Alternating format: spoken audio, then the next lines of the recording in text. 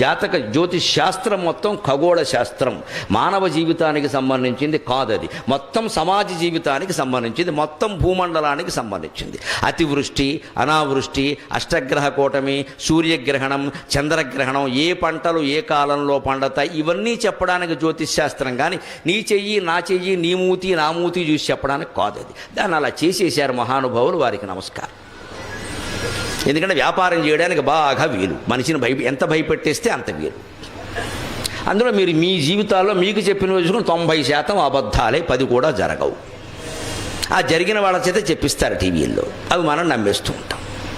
జరిగే అవకాశం లేదు. జ్యోతిష్ శాస్త్రం సమిష్టి జీవితానికి సంబంధించింది తప్ప వ్యష్టి జీవితానికి సంబంధించింది కాదు. వ్యష్టి జీవితం మీద ప్రభావం ఉంటుందండి. ఈ ప్రాంతం అంతా వాన కురిసినప్పుడు అందరి మీద పడుతుందండి, కానీ గొడుగేసుకున్నవాడి మీద పడుతుందా?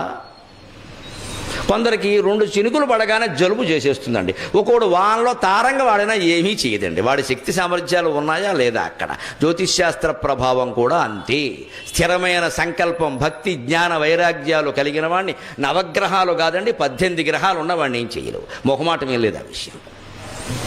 వెంకటేశ్వర సుప్రభాతం సహా అన్నింటిలో ఉంటుంది. మీ ధైర్యం కోసం చెబుతున్నా.